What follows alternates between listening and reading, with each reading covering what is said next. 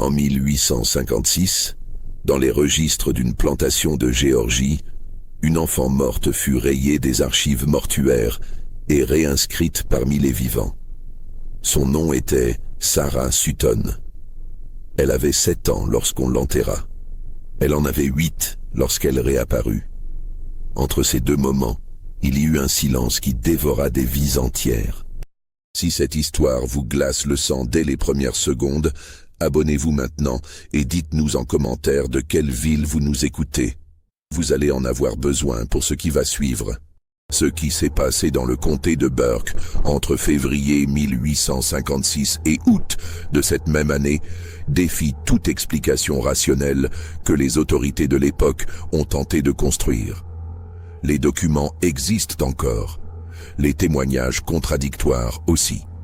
Et la petite Sarah Sutton, elle, a disparu une seconde fois, mais cette fois sans laisser de traces dans aucun registre, comme si quelqu'un avait voulu effacer jusqu'à la mémoire de son existence impossible. Le comté de Burke, en Géorgie, s'étendait alors comme une terre de contradictions profondes. Les plantations de coton dominaient le paysage, mais la région abritait aussi des communautés plus modestes, des fermes isolées et des hameaux où les règles rigides de l'esclavage se mêlaient parfois à des arrangements plus ambigus, nés de la nécessité économique et des réalités complexes du Sud-Américain d'avant la guerre. La propriété Sutton n'était pas une plantation au sens classique. Edmund Sutton possédait environ 40 hectares de terres cultivables, principalement consacrées au tabac et au maïs, avec une production de coton secondaire. Sa main-d'œuvre se composait de 7 adultes asservis et de leurs enfants, soit une quinzaine de personnes au total. C'était une exploitation de taille moyenne, suffisamment prospère pour permettre à Sutton de vivre confortablement, mais pas assez pour l'élever au rang des grands propriétaires du comté. Edmund Sutton était veuf depuis 1853. Sa femme, Catherine, était morte en couche avec leur 3e enfant, qui n'avait pas survécu non plus. Il lui restait 2 fils, Thomas et William, respectivement âgés de 12 et 9 ans en 1856. La maisonnée était gérée par une femme libre de couleur nommée Abigail Werner, une anomalie dans le sud esclavagiste, mais que Sutton employait légalement depuis la mort de sa femme. Abigail était une mulâtre éduquée, fille d'un affranchi et d'une Allemande immigrée, ce qui expliquait son nom. Sa présence dans la maison Sutton suscitait des murmures, mais Edmund Sutton était connu pour son caractère inflexible et peu d'hommes osaient le confronter directement. Les esclaves de Sutton vivaient dans 4 cabanes disposées en arc de cercle derrière la grande maison. Parmi eux se trouvaient Patience et son mari Moses, tous deux dans la trentaine, qui avaient 5 enfants. L'aînée s'appelait Sarah. Elle était née en 1849, une enfant frêle aux yeux sombres et perçants, qui ne parlait presque jamais mais observait tout avec une intensité troublante. Les autres esclaves disaient d'elle qu'elle avait été marquée par quelque chose dès sa naissance, car elle était venue au monde pendant un orage violent, dans une nuit où la foudre avait frappé 3 fois le même chêne près des cabanes. La vie sur la propriété Sutton suivait les rythmes saisonniers du travail agricole, mais avec moins de brutalité que dans les grandes plantations. Edmund Sutton n'était pas un maître cruel selon les standards de l'époque, ce qui ne signifiait pas qu'il était bon. Il appliquait les punitions nécessaires pour maintenir l'ordre, vendait ceux qui causaient des problèmes et considérait ses esclaves comme des investissements à préserver plutôt que comme des êtres à briser. Cette approche calculée créait une atmosphère particulière sur sa terre, une tension contenue où la violence physique était rare mais où la menace permanente pesait sur chaque geste, chaque regard. Abigail Werner occupait une position étrange dans cet équilibre.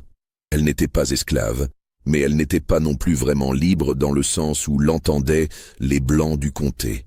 Elle dormait dans une chambre de la grande maison, mangeait à la table de la cuisine après que les Sutton aient fini leur repas et supervisait l'éducation rudimentaire des garçons. Elle avait aussi un rôle informel auprès des esclaves, servant parfois d'intermédiaire entre eux et le maître, soignant les malades avec ses connaissances en herboristerie. Patience, la mère de Sarah, s'était rapprochée d'elle après plusieurs interactions difficiles avec un accouchement compliqué qu'Abigail avait aidé à sauver. Cette proximité créera plus tard des questions insolubles. Le 23 février 1856, Sarah Sutton tomba malade. Ce n'était pas inhabituel. Les enfants asservis souffraient régulièrement de fièvre, de dysenterie, de vers intestinaux. Mais la maladie de Sarah progressa avec une rapidité alarmante. En 3 jours, elle passa d'une simple fièvre à un état de délire complet. Elle ne reconnaissait plus personne, hurlait des mots incompréhensibles, se débattait violemment lorsqu'on tentait de lui faire boire de l'eau. Son corps brûlait au toucher. Abigail Werner essaya tous les remèdes qu'elle connaissait. Décoction d'écorce de saule blanc, compresses froides, lavement à base de plantes. Rien ne fonctionnait. Le docteur Nathaniel Hargrave, le seul médecin du district, fut appelé le 25 février. C'était un homme dans la cinquantaine, formé dans une école de médecine du Maryland, qui traitait aussi bien les blancs que les esclaves lorsque les propriétaires acceptaient de payer ses honoraires. Il examina Sarah pendant près d'1 heure, prit son pouls, écouta sa respiration, observa ses yeux révulsés. Son diagnostic fut brutal. Fièvre cérébrale. Une inflammation du cerveau, probablement causée par une infection. Dans 90% des cas chez les enfants de cet âge, dit-il à Edmund Sutton, la mort survenait en moins d'1 semaine. Il prescrivit des saignées pour tenter d'évacuer les humeurs corrompues, mais son ton indiquait clairement qu'il n'y croyait pas. Il factura $2 pour la consultation et repartit en recommandant de garder l'enfant au frais et de prier. Sarah mourut dans la nuit du 27 février. Ce fut Patience qui découvrit son corps à l'aube, raidi et froid dans la paillasse qu'elle partageait. Ses yeux étaient ouverts, fixant le plafond de planches disjointes. Patience ne pleura pas immédiatement. Elle resta assise près du petit corps pendant presque 1 heure, tenant sa main glacée avant que Moses n'entre et ne comprenne. Alors seulement, elle laissa échapper un son, un gémissement sourd et continu qui fit accourir les autres esclaves. Edmund Sutton fit enregistrer le décès dans son registre personnel le jour même. Il nota « Sarah, fille de Patience et Moses, décédée le 27 février 1856, âge 7 ans, cause fièvre cérébrale, valeur estimée $75. Ce registre existe encore aujourd'hui dans les archives du comté de Burke, et cette ligne y figure toujours avec une annotation marginale en encre différente, ajoutée plus tard, qui dit simplement « Erreur, voire août ». L'enterrement eut lieu le 28 février, dans le petit cimetière non marqué derrière les cabanes des esclaves, un lopin de terre où les corps étaient disposés sans pierre tombale, parfois sans cercueil. Mais Edmund Sutton, dans un geste qu'on pourrait interpréter comme de la décence ou comme de la superstition, autorisa que Sarah soit enterrée dans une caisse en bois que Moses avait construite lui-même. 6 personnes assistèrent à la mise en terre. Patience, Moses, leurs 4 autres enfants et Abigail Werner qui était venue malgré les regards désapprobateurs que cela pourrait susciter. Il n'y eut pas de prêtre. Les esclaves de Sutton n'avaient pas le droit de tenir des assemblées religieuses formelles. Moses récita quelques versets de la Bible qu'il connaissait par cœur, appris lors de sermons entendus en ville. Patience déposa dans la caisse, avant qu'on la referme, un petit paquet de tissus contenant des objets que personne d'autre ne vit. La tombe fut comblée à la pelle et chacun retourna à ses tâches. La vie continua. La mort d'un enfant esclave n'était pas un événement qui arrêtait le cours des choses. Mais 3 jours après l'enterrement, Patience retourna seule à la tombe pendant la nuit. Elle ne dit à personne pourquoi. Moses la trouva au petit matin, agenouillée dans la terre meuble, les mains ensanglantées. Elle avait creusé, pas profondément, peut-être quelques pouces, avant de s'arrêter brusquement et de rester là, pétrifiée. Lorsque Moses lui demanda ce qu'elle faisait, elle ne répondit pas. Elle se laissa ramener à la cabane, se lava les mains dans le seau d'eau froide et n'en parla jamais. Mais elle ne retourna plus jamais à la tombe. Les semaines qui suivirent la mort de Sarah furent marquées par un changement subtil dans l'atmosphère de la propriété Sutton. Ce n'était rien de quantifiable, rien qu'on puisse mettre en mots précis, mais tous ceux qui vivaient là le ressentirent. Une tension sourde, comme si l'air lui-même était devenu plus lourd. Patience changea. Elle, qui avait toujours été une travailleuse silencieuse et efficace, devint encore plus muette, accomplissant ses tâches avec une précision mécanique qui inquiétait Moses. Elle ne parlait presque plus, même à lui, même à leurs autres enfants.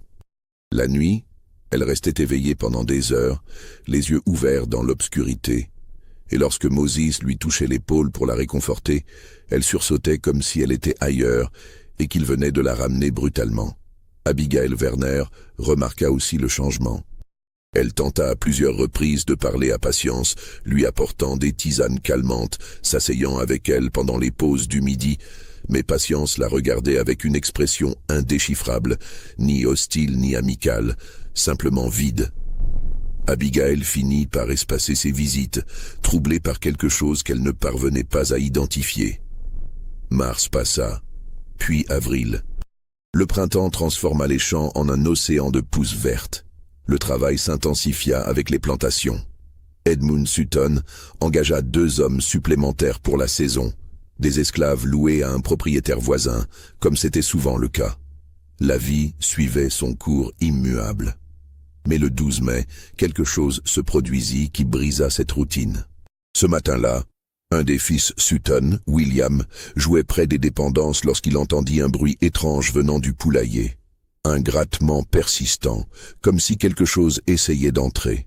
Il s'approcha prudemment, s'attendant à trouver un renard ou un raton laveur, et découvrit à la place une petite fille accroupie contre le mur extérieur du poulailler, les vêtements en lambeaux, couverte de terre et d'égratignures.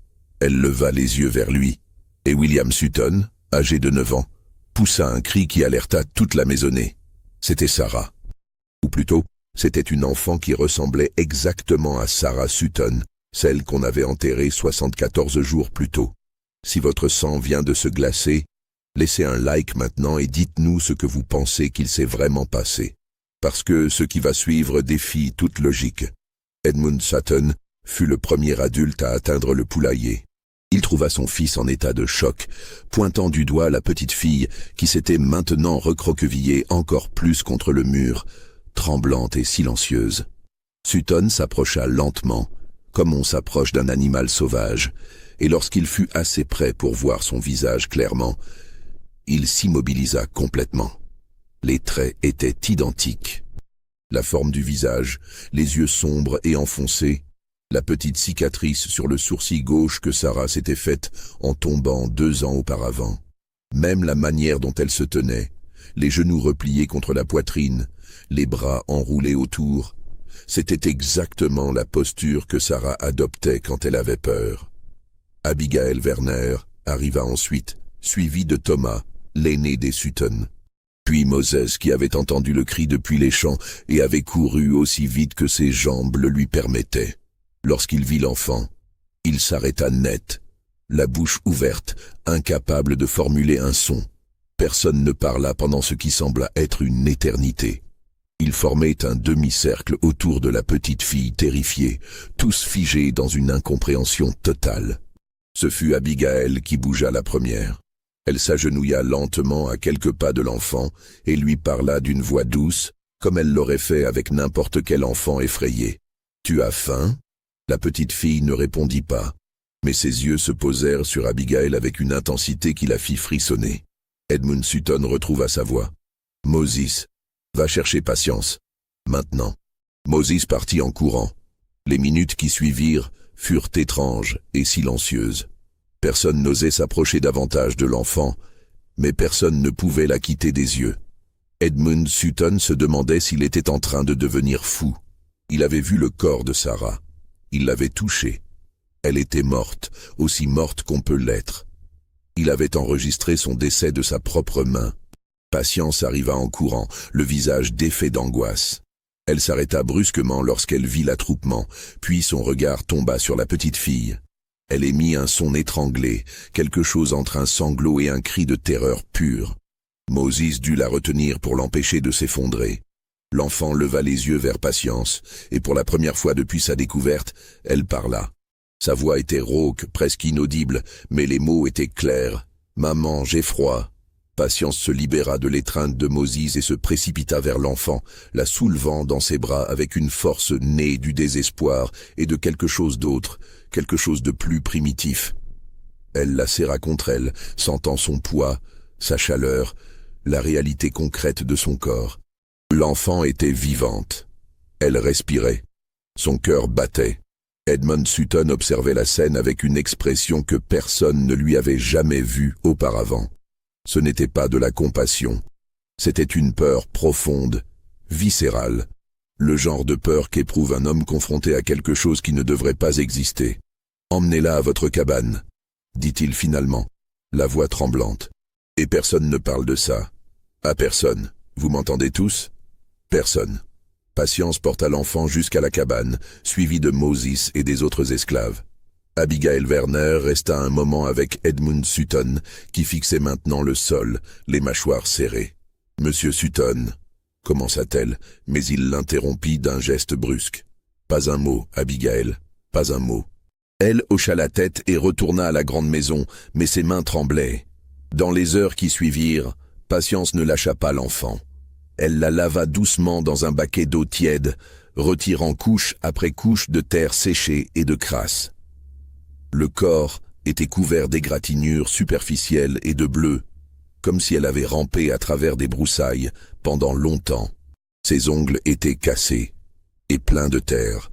Ses pieds étaient lacérés, les plaies à moitié guéries, indiquant qu'elle avait marché pieds nus sur un terrain difficile pendant au moins plusieurs jours. Mais le corps lui-même était intact. Pas de décomposition, pas de traces de ce qui aurait dû être 74 jours sous terre.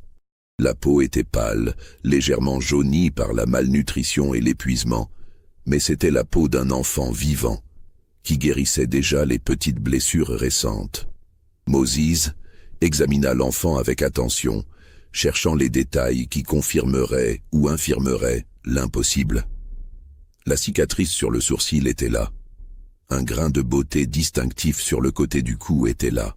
La façon dont son deuxième orteil gauche était légèrement plus long que le premier, un trait qu'ils avaient toujours taquiné gentiment, était là. Mais il y avait aussi des différences, des marques nouvelles. Une longue égratignure qui commençait à l'épaule et descendait jusqu'au coude. Des marques circulaires sur les poignets, comme si elle avait été attachée.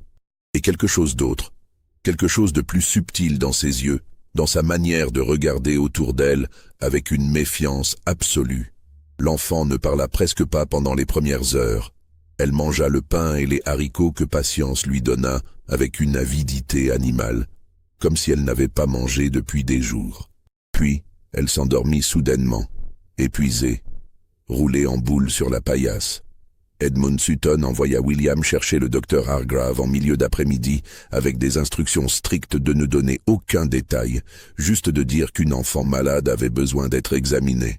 Hargrave arriva 1 heure plus tard, intrigué mais pas particulièrement alarmé. Il était habitué aux urgences vagues dans les propriétés isolées. Lorsqu'il entra dans la cabane de Patience et Moses et vit l'enfant endormi, il fronça les sourcils. « C'est l'enfant malade ?» demanda-t-il. Edmund Sutton, qui l'avait accompagné, hocha la tête. Hargrave s'agenouilla et commença son examen, vérifiant le pouls, la respiration, les réflexes. Il retourna délicatement les paumes pour examiner les égratignures, souleva les paupières pour observer les yeux. Après plusieurs minutes, il se redressa et regarda Edmund Sutton avec perplexité. Cet enfant souffre de malnutrition et d'épuisement, mais rien de plus grave. Elle a besoin de repos et de nourriture adéquate. Elle devrait se rétablir complètement en quelques semaines. Il marqua une pause. « Pourquoi m'avoir fait venir pour ça ?» Edmund Sutton le guida hors de la cabane, loin des oreilles indiscrètes. Dans la lumière déclinante du soir, il dit à voix basse « Docteur Hargrave, cet enfant, c'est Sarah, la fille que vous avez examinée en février, celle qui est morte de fièvre cérébrale. Celle que j'ai enterrée. » Nathaniel Hargrave le regarda longuement. son expression passant de la confusion à l'incrédulité, puis à quelque chose qui ressemblait à de l'irritation. « Monsieur Sutton, je comprends que la perte d'un enfant peut être traumatisante, même pour un esclave. Mais vous devez vous ressaisir. Cet enfant n'est manifestement pas morte. Si c'est bien la même fille, alors elle ne l'a jamais été. J'ai vu le corps, insista Edmund. Je l'ai touchée. Elle était froide et raide. Alors, c'était une autre enfant, répondit Hargrave fermement. Ou bien vous vous êtes trompé. La fièvre cérébrale peut provoquer des états cataleptiques qui ressemblent à la mort. Si vous l'avez enterrée prématurément, elle a peut-être repris conscience et s'est extraite de la tombe. C'est rare, mais documenté. Edmund Sutton secoua la tête lentement. La tombe n'a pas été dérangée. Allez vérifier, dit Hargrave, sa patience s'amenuisant. Il ramassa sa sacoche. Je vous facture $3 pour le déplacement et l'examen. Cet enfant vivra. C'est tout ce que je peux vous dire. Il partit, laissant Edmund Sutton debout dans la pénombre naissante, aux prises avec une réalité qui refusait de prendre un sens cohérent. Cette nuit-là, après que tous les esclaves furent couchés, Edmund Sutton prit une lanterne et une pelle et se dirigea seul vers le petit cimetière derrière les cabanes. Moses, qui ne dormait pas, le vit partir depuis la fenêtre de sa cabane, mais n'intervint pas. Il resta assis sur le bord de la paillasse, tenant la main de Patience qui était éveillée elle aussi, les yeux fixés sur l'enfant endormi près d'eux. Edmund Sutton trouva la tombe facilement. Elle était marquée par une simple pierre plate que Moses avait placée, sans inscription. La terre était tassée, recouverte de mauvaises herbes qui avaient commencé à pousser, signe que personne n'y avait touché depuis des semaines. Il planta sa pelle dans le sol et commença à creuser. Il lui fallut plus d'1 heure pour atteindre la caisse.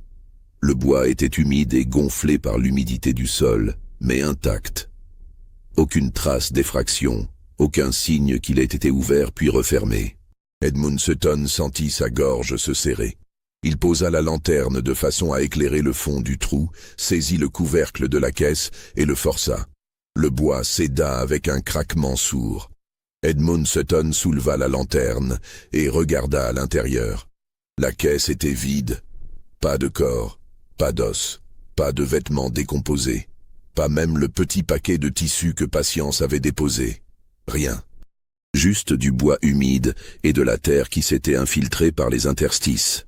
Edmund Sutton resta immobile pendant plusieurs minutes, la lanterne tremblante dans sa main.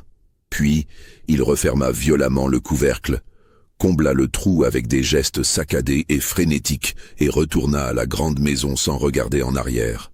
Il ne parla jamais de ce qu'il avait trouvé, ou plutôt de ce qu'il n'avait pas trouvé. Les jours suivants furent tendus et étranges. L'enfant se rétablit progressivement, reprenant des forces, commençant à manger normalement, à marcher, à interagir timidement avec ses frères et sœurs. Mais elle ne parlait presque pas. Et lorsqu'on lui posait des questions sur où elle avait été, elle secouait la tête ou regardait ailleurs, comme si elle ne comprenait pas ou ne voulait pas répondre. Patience et Moses ne la quittaient pas des yeux. Ils la traitaient avec une tendresse désespérée, mêlée d'une peur qu'ils ne pouvaient pas masquer complètement. Les autres esclaves de la propriété gardèrent leur distance, mal à l'aise, sans savoir exactement pourquoi. Les enfants chuchotaient entre eux que Sarah était revenue d'un endroit dont on ne revient pas. Et même s'ils ne comprenaient pas vraiment ce que cela signifiait, ils sentaient que quelque chose n'était pas normal. Edmund Sutton donna l'ordre strict que personne ne devait mentionner cette affaire en dehors de la propriété. Il ne voulait pas de rumeurs, pas de questions, pas d'attention. Il fit savoir aux esclaves loués qu'ils seraient vendus au sud s'ils parlaient. Une menace qui suffisait généralement à assurer le silence. Mais le silence a une manière de créer ses propres problèmes. Plus les gens se taisent, plus les secrets grandissent, plus les peurs s'amplifient dans l'obscurité des pensées non partagées. Abigail Werner observait tout cela avec une inquiétude croissante. Elle avait essayé à plusieurs reprises de parler à Edmund Sutton, de lui demander ce qu'il comptait faire, comment il expliquait tout ça. Mais il l'avait repoussé chaque fois avec une brusquerie inhabituelle. Il passait de longues heures dans son bureau, la porte fermée, consultant des documents, écrivant et raturant des lignes dans son registre.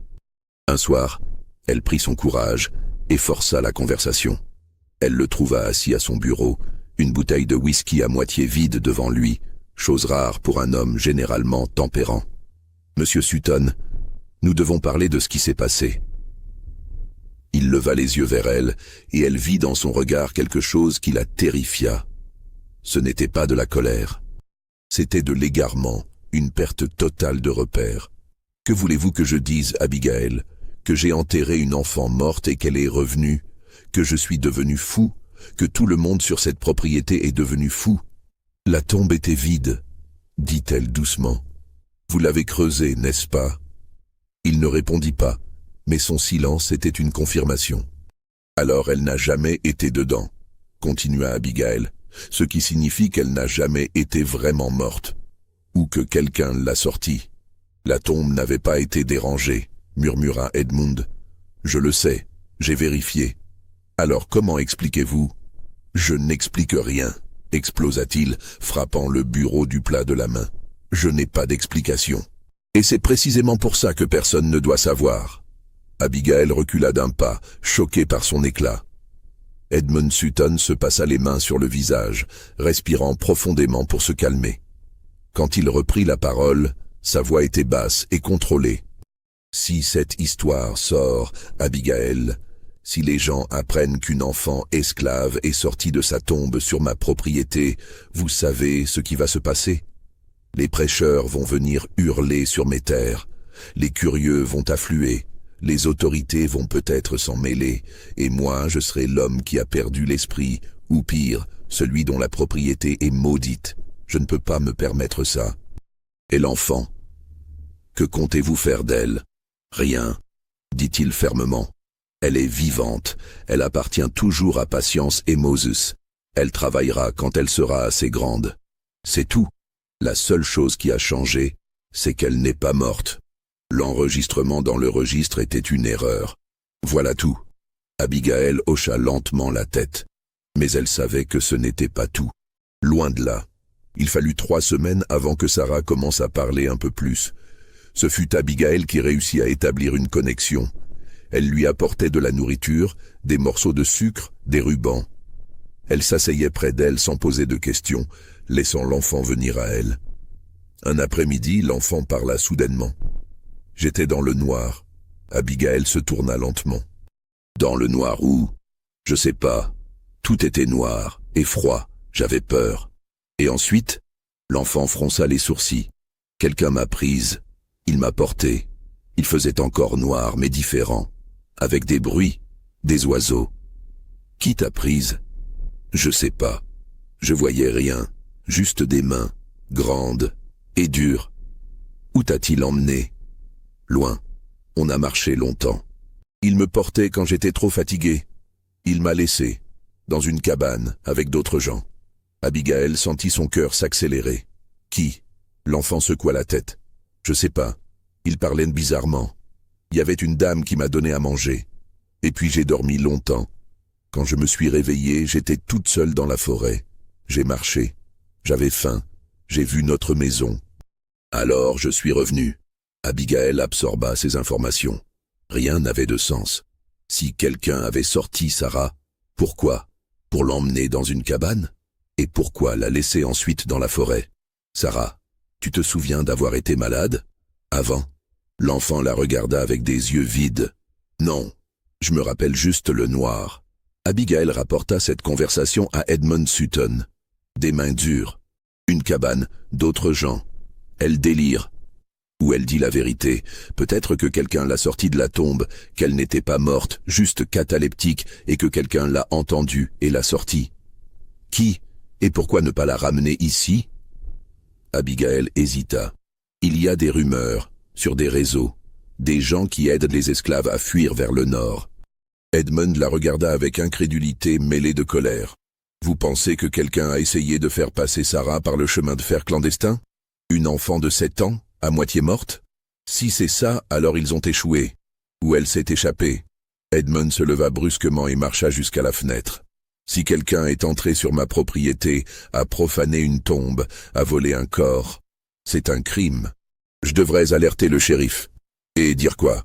Qu'on vous a volé une enfant morte qui est maintenant vivante? Le shérif va vous rire au nez. Edmund se retourna. Il était pris au piège dans une situation impossible. Il y a une autre possibilité. Que ce n'est pas Sarah. Edmund la regarda fixement. Quoi? Que c'est une autre enfant. Qui lui ressemble? Patience la reconnaît. Une mère reconnaît son enfant. Et ce corps? Les cicatrices? Les marques? C'est elle. Alors comment expliquez-vous la tombe vide? Il ne répondit pas, parce qu'il n'y avait pas de réponse. Moses menait sa propre investigation silencieuse. Il parlait aux autres esclaves, posait des questions prudentes sur la nuit où Sarah était morte, sur les jours suivants. Un esclave loué nommé Isaac lui raconta une histoire étrange. Quelques semaines avant la mort de Sarah, il avait vu un homme blanc qu'il ne connaissait pas rôder près de la limite de la propriété, observant les cabanes avec une longue vue. Isaac ne l'avait signalé à personne, pensant que c'était peut-être un arpenteur. Mais maintenant, il trouvait ça étrange. Grand, maigre, portant un chapeau noir. Ça ne correspondait à personne que Moses connaissait. Mais ça plantait une graine troublante. Quelqu'un surveillait la propriété. Il parla aussi avec patience sur pourquoi elle était retournée à la tombe 3 jours après l'enterrement. Elle admit finalement « J'ai entendu quelque chose, cette nuit-là, comme un gémissement venant de dehors. Je n'arrivais pas à m'en débarrasser. L'idée que peut-être elle n'était pas vraiment partie. Alors je suis allé vérifier. Et tu as creusé? Juste un peu. Puis j'ai eu trop peur de ce que je pourrais trouver. Alors je me suis arrêté. Tu ne l'as pas ouverte, la caisse? Non, j'en ai pas eu le courage. Moses la croyait. Il connaissait sa peur des morts, sa conviction qu'il ne fallait jamais déranger ceux qui étaient partis. Moses décida de prendre un risque. Une nuit, alors qu'Edmund était parti en ville, il retourna à la tombe. Il creusa jusqu'à la caisse. Il l'ouvrit avec des mains tremblantes, vide. Mais Moses remarqua quelque chose. Les planches du fond avaient des marques étranges, comme si quelque chose de lourd les avait pressées puis relâchées. Et il y avait des fibres de tissu coincées entre 2 planches. Moses prit les fibres, referma la tombe et retourna à sa cabane. C'était du coton, mais pas le tissu grossier des esclaves. C'était plus fin, plus tissé serré, le genre de tissu des chemises blanches. Cela suggérait que quelqu'un qui n'était probablement pas un esclave, avait ouvert cette caisse. 3 semaines après la réapparition, un événement intensifia le mystère. C'était une nuit sans lune. Moses fut réveillé par un caillou frappant le volet. En ouvrant, il trouva un homme debout à quelques mètres. L'homme leva une main en paix. « Je ne vais pas te faire de mal. J'ai besoin de parler de l'enfant. Qui êtes-vous? Quelqu'un qui a essayé de l'aider. Vous êtes celui qui l'a prise? » L'homme hocha la tête. « Je l'ai sortie de la tombe. Elle vivait encore. Faiblement, mais elle vivait. Je l'ai emmenée vers le nord, vers un refuge. Mais elle était trop malade. Ils ont eu peur. Ils l'ont laissée dans les bois, assez près pour qu'elle retrouve son chemin. » Moses serra les poings. « Vous l'avez abandonnée. Je n'ai pas eu le choix. C'était ça ou la laisser mourir vraiment. Pourquoi venir maintenant? Parce que je veux te donner quelque chose. » L'homme sortit un petit objet enveloppé et le tendit. C'était dans la caisse avec elle. Je l'ai pris par accident. Moses prit l'objet. C'était le petit paquet que Patience avait mis dans la caisse. À l'intérieur, une mèche de cheveux, une petite croix sculptée et un morceau de papier plié. Je ne l'ai jamais ouvert. L'homme recula dans l'ombre. Je ne reviendrai pas. Prends soin de l'enfant.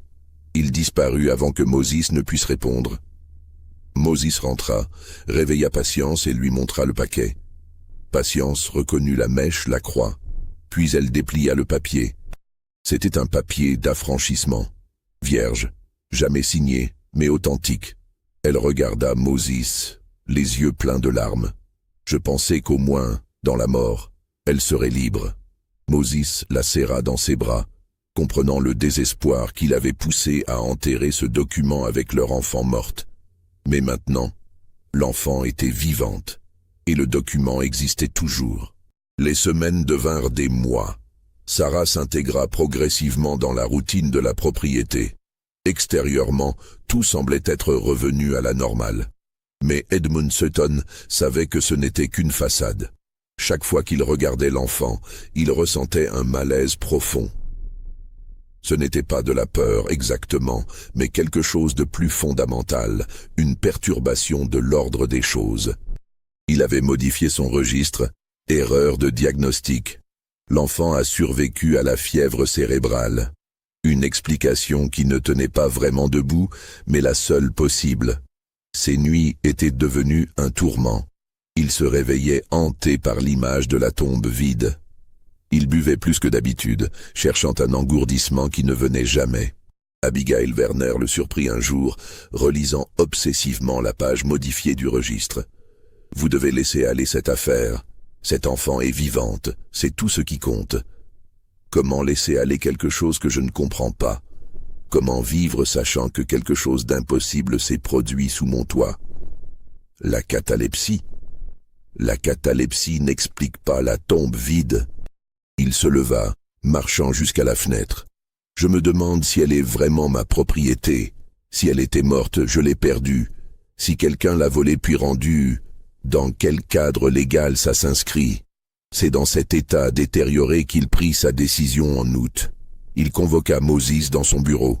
« Je vends Sarah. » Moses sentit le sol se dérober. « Maître Sutton, s'il vous plaît. J'ai besoin de liquidité. C'est une décision économique simple. » C'était un mensonge. Moses le savait. La propriété était prospère. « Maître, je vous en supplie, ne nous séparez pas. Nous avons déjà cru l'avoir perdue une fois. » Edmund détourna le regard. « La décision est prise. La vente aura lieu dans 10 jours. » Moses resta immobile, puis quelque chose changea dans son expression. « Puis-je parler librement ?» Edmund hocha la tête, surpris. « Vous la vendez parce qu'elle vous fait peur, pas pour l'argent, parce que vous ne pouvez pas supporter de ne pas comprendre. Vous préférez nous briser le cœur plutôt que de vivre avec une question sans réponse. » Edmund sentit la colère monter puis s'évanouir face à cette vérité nue. Il ne répondit pas. Moses avait raison. Moses sortit sans être congédié. Edmund resta dans le silence. La décision prise, mais le soulagement attendu n'arrivant pas. Les 10 jours qui suivirent furent parmi les plus éprouvants que la propriété Sutton ait jamais connus. Patience ne parla plus à personne. Elle accomplissait ses tâches dans un silence absolu, ses yeux rouges témoignant des pleurs nocturnes. Moses essaya tout. Il offrit de travailler doublement, de renoncer à sa ration, de faire n'importe quelle tâche supplémentaire. Mais Edmund refusait de le recevoir. Abigail tenta d'intervenir. « Vous faites une erreur que vous regretterez. Cette famille ne vous a jamais causé de problème. Je fais ce qui est nécessaire. » Nécessaire pour qui? Au prix de la destruction d'une famille. Edmund savait qu'elle avait raison, qu'il commettait une injustice même selon les standards de l'esclavage. Mais il ne pouvait pas reculer. Sarah restait près de Patience constamment, s'accrochant à sa jupe comme si elle pouvait empêcher l'inévitable. Elle avait cessé de jouer. Elle mangeait à peine. Le soir du 8e jour, Moses prit une décision désespérée. Il attendit que tout le monde soit endormi, puis se dirigea vers la grande maison. Il trouva Edmund Sutton dans son bureau, buvant seul à la lumière d'une chandelle. « Je suis venu vous offrir quelque chose. Un échange. » Edmund fronça les sourcils. « Quel échange ?» Moses sortit le papier d'affranchissement que l'homme mystérieux lui avait rendu. Il le déposa sur le bureau. « Ceci, un papier d'affranchissement vierge. En échange de Sarah. Ne la vendez pas. » Edmund examina le document. C'était authentique, le cachet d'un juge apposé, mais sans nom inscrit. Où Patience avait-elle obtenu quelque chose de si précieux? Ce papier vaut peut-être $150. Sarah en vaudra 200. Ce n'est pas équitable. Moses sentit l'espoir mourir, mais Edmund n'avait pas terminé. Mais ce n'est pas vraiment une question d'argent, n'est-ce pas? C'est une question de pouvoir vivre avec ses propres décisions. Il repoussa le papier vers Moses. « Gardez-le, je ne prendrai pas ça, et je ne vendrai pas Sarah. » Moses resta figé, mais à une condition que personne ne parle jamais de ce qui s'est passé ce printemps. Cette histoire meurt ici, maintenant. Je vous le promets, sur ma vie. Alors c'est réglé. Demain, tout redevient normal. Moses sortit rapidement, ses jambes tremblant de soulagement. Mais ce qu'aucun des deux hommes ne savait, c'est que tout était déjà en mouvement, que la promesse de silence venait trop tard. La nuit suivante, Sarah disparut. Patience se réveilla à l'aube comme d'habitude, tendit automatiquement la main vers l'endroit où Sarah dormait à côté d'elle, et trouva la paillasse vide et froide. Elle se redressa brusquement, pensant que l'enfant était sorti pour ses besoins, mais quelque chose dans le silence de la cabane lui dit immédiatement que ce n'était pas le cas. Elle réveilla Moses d'une main tremblante. Ensemble, ils fouillèrent la petite cabane, puis sortirent pour vérifier les latrines, le puits, les endroits où Sarah aimait parfois se cacher. Rien. Les premiers rayons du soleil commençaient à éclairer la propriété et il n'y avait aucun signe de l'enfant. Moses courut alerter les autres esclaves. En quelques minutes, tout le monde était debout, cherchant dans les dépendances, les champs proches, le poulailler, l'écurie. Le bruit finit par réveiller Edmund Sutton, qui sortit de la grande maison en robe de chambre, encore confus par le sommeil et l'alcool de la veille. « Que se passe-t-il » demanda-t-il brusquement. « Sarah a disparu » répondit Moses, la voix chargée d'une panique qu'il ne pouvait plus contenir. « On ne la trouve nulle part. » Edmund sentit son sang se glacer. Pas encore, pas ça. Pas après ce qu'il avait décidé la veille, après avoir finalement choisi de faire ce qui était juste. Depuis quand? Je ne sais pas. Patience s'est réveillée et elle n'était plus là. Edmund organisa immédiatement une recherche systématique. Il envoya des hommes dans différentes directions, leur ordonnant de chercher dans un rayon d'1 mile autour de la propriété. Il fit vérifier tous les bâtiments, tous les coins, tous les endroits possibles et impossibles où un enfant de 8 ans pourrait se cacher. Abigail Werner se joignit aux recherches, fouillant méthodiquement la grande maison, le grenier et la cave, vérifiant même les armoires et les coffres où Sarah aurait pu se glisser. Rien. Les heures passèrent. Le soleil monta dans le ciel. La chaleur d'août devint oppressante. Les chercheurs revinrent un par un, tous avec le même rapport. Aucune trace de l'enfant. Moses examina le sol autour de la cabane, cherchant des empreintes de pas, n'importe quel indice de la direction qu'elle aurait pu prendre. La terre était dure et sèche, ne révélant rien. Il s'éloigna progressivement de la cabane, élargissant sa recherche, étudiant chaque brin d'herbe écrasé, chaque branche cassée. À environ 200 mètres dans les bois, il trouva quelque chose. Une empreinte partielle dans un patch de terre plus molle près d'un ruisseau. Une petite empreinte de pied nu, de la taille de celle de Sarah. Mais à côté, il y avait des traces d'empreintes plus grandes, des bottes d'hommes. Les 2 séries d'empreintes se dirigeaient vers le nord, s'enfonçant plus profondément dans la forêt. Moses suivit les traces aussi loin qu'il put, mais elles disparaissaient après 50 mètres sur un terrain rocailleux. Il resta là, debout dans les bois silencieux, regardant dans la direction où les traces pointaient, vers le nord, vers... Quoi? La liberté? Un autre destin. Il retourna à la propriété et rapporta ce qu'il avait trouvé à Edmund Sutton. Le maître écouta en silence, son visage devenant de plus en plus pâle. « Quelqu'un l'a prise, » murmura-t-il. « Quelqu'un est entré sur ma propriété pendant la nuit et a pris cet enfant. »« L'homme, » dit Moses simplement, « celui qui l'avait sorti de la tombe. Il est revenu. » Edmund Sutton le regarda fixement. « Quel homme ?» Moses réalisa qu'il n'avait jamais parlé à Edmund de la visite nocturne, de l'homme qui lui avait avoué avoir sorti Sarah de sa tombe et l'avoir emmenée vers un refuge qui avait échoué. Il raconta maintenant toute l'histoire, chaque détail qu'il avait gardé secret pendant des mois. Edmund l'écouta avec une expression de choc croissant. « Et vous ne m'avez jamais dit ça ? Vous saviez qu'il y avait quelqu'un, un criminel qui profanait des tombes sur ma propriété, et vous ne m'avez rien dit ? » « Il avait sauvé ma fille, » répondit Moses calmement. « Pourquoi vous l'aurais-je dit? Pour que vous le fassiez arrêter? Pour qu'il soit pendu? Il avait fait ce qu'aucun d'entre nous ne pouvait faire. Il lui avait donné une chance. Une chance de quoi? Elle était revenue ici. Elle était en sécurité. Elle était esclave, corrigit Moses, sa voix soudainement dure. Elle n'a jamais été en sécurité, et maintenant peut-être qu'elle est libre, vraiment libre. Edmund Sutton voulut répondre avec colère, mais les mots moururent dans sa gorge.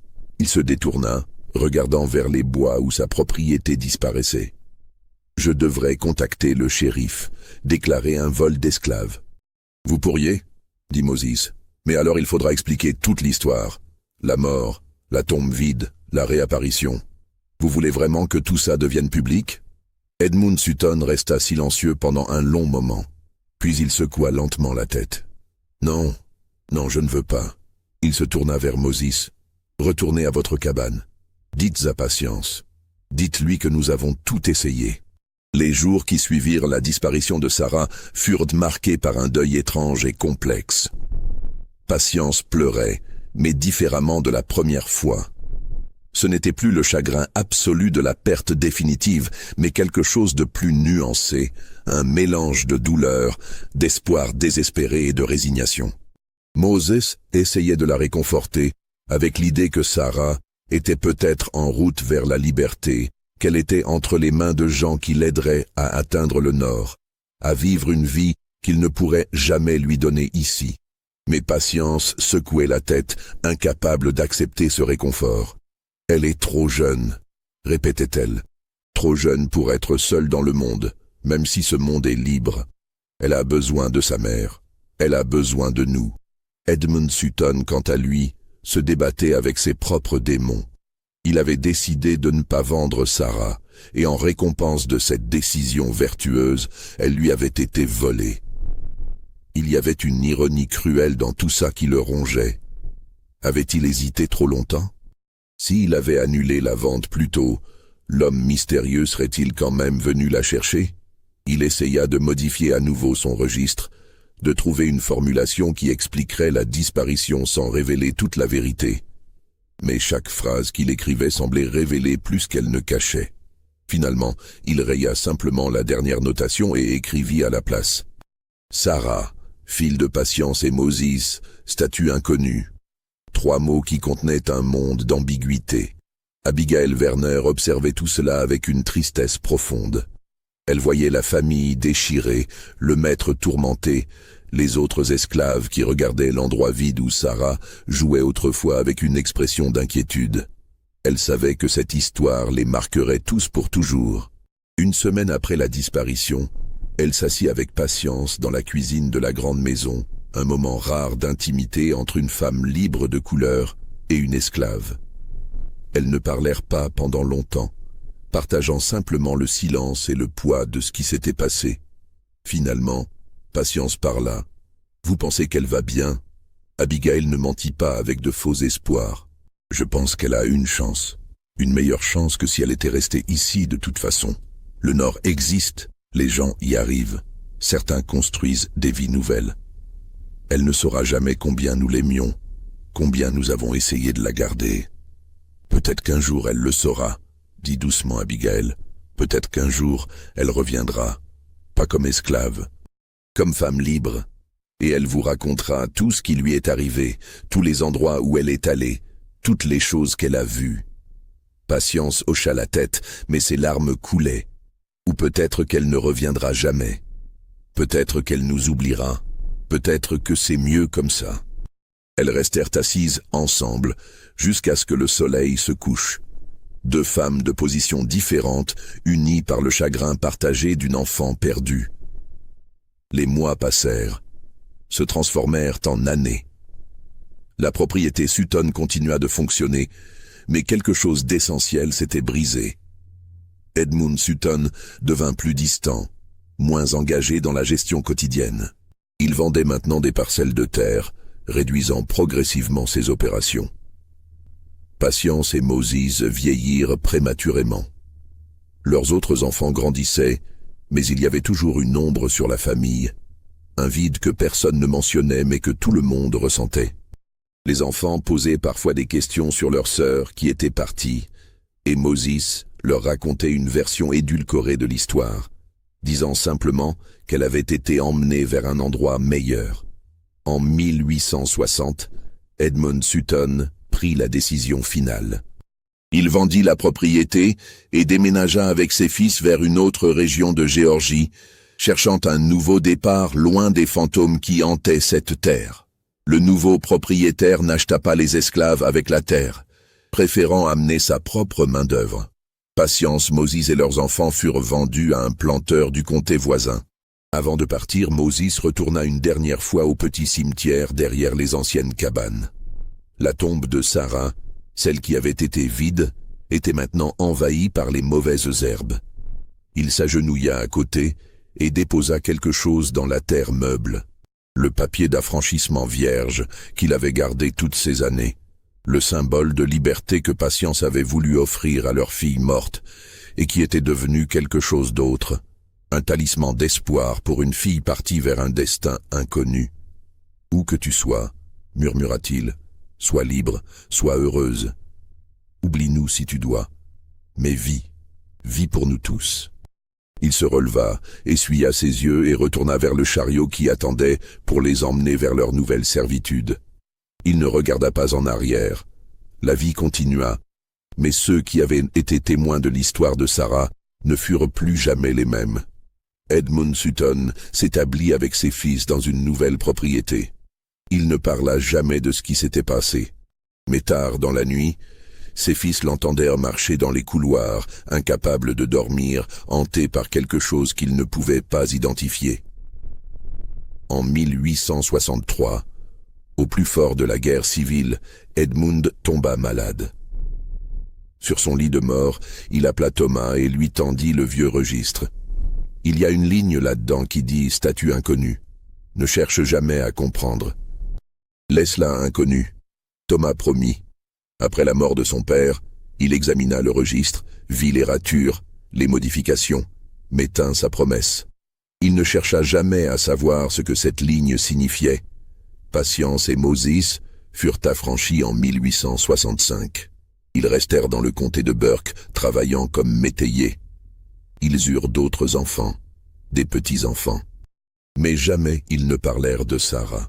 Quand leurs petits-enfants demandaient pourquoi grand-mère Patience devenait triste, Moses disait simplement que c'était de vieux chagrins qu'il valait mieux laisser reposer.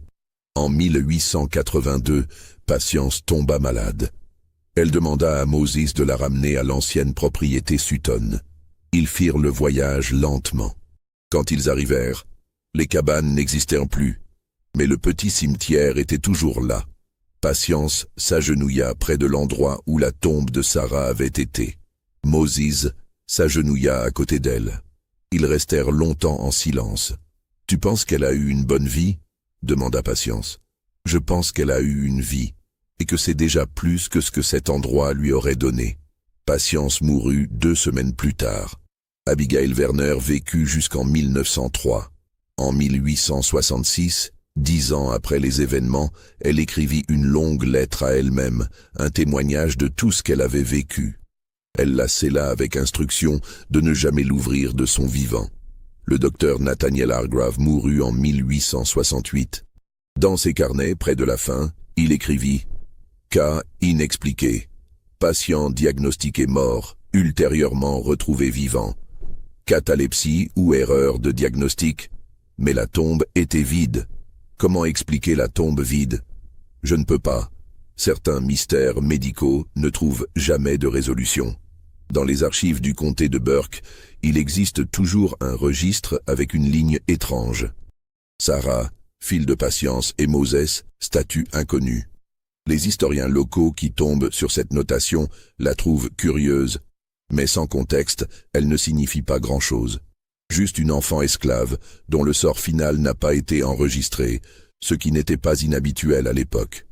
Ce qu'ils ne savent pas, c'est qu'il existe un autre document, caché dans les papiers personnels d'Abigail Werner, conservé par ses descendants dans une vieille malle dans le Massachusetts. C'est une lettre qu'elle a écrite à elle-même en 1866, 10 ans après les événements, une sorte de témoignage ou de confession. Dans cette lettre, elle raconte toute l'histoire, De la mort initiale de Sarah à sa réapparition, de la tombe vide aux théories contradictoires, de l'homme mystérieux à la disparition finale. Elle termine avec ces mots « Je ne sais pas ce qui s'est réellement passé. J'ai envisagé toutes les explications rationnelles. Erreur de diagnostic, catalepsie, profanation de tombe, tentative de fuite par le chemin de fer clandestin, confusion d'identité. » Chacune de ces théories explique certains éléments, mais aucune ne les explique tous. Il y a trop de contradictions, trop d'impossibilités. La seule chose dont je suis certaine, c'est que cet enfant a existé. Je l'ai vu, je l'ai touché, je lui ai parlé. Elle était aussi réelle que n'importe qui. Et puis elle est partie, aussi mystérieusement qu'elle était revenue. Parfois, je me demande si elle est quelque part dans le Nord, vivant sous un autre nom, ayant finalement obtenu la liberté que sa mère avait symboliquement enterrée avec elle. Parfois, je me demande si elle a simplement disparu dans les bois et y est morte seule, sans que personne ne le sache jamais. Et parfois, dans les moments les plus sombres, je me demande si nous n'avons pas tous été témoins de quelque chose qui défie toute explication naturelle, quelque chose que nos esprits rationnels refusent d'accepter. Je ne raconterai jamais cette histoire publiquement. Personne ne me croirait. Mais j'avais besoin de l'écrire, ne serait-ce que pour me prouver à moi-même que je ne l'ai pas imaginé. En 1923, presque 70 ans après les événements, une femme âgée se présenta au bureau du recensement du comté de Burke. Elle affirmait être une arrière-petite-fille de Moses et Patience, et elle recherchait des informations sur ses ancêtres pour établir un arbre généalogique familial. Le fonctionnaire l'aida à trouver les anciens registres, et ensemble, ils examinèrent les entrées concernant la propriété Sutton. Lorsqu'ils tombèrent sur la ligne « Sarah, statut inconnu », la femme s'arrêta brusquement. « Sarah », murmura-t-elle, « ma grand-mère m'a parlé d'elle. » Le fonctionnaire leva les yeux, intéressé. « Vraiment ? Que disait-elle ? » Que Sarah était sa tante, qu'elle était morte enfant, mais que... La femme hésita, comme si elle n'était pas sûre de vouloir continuer.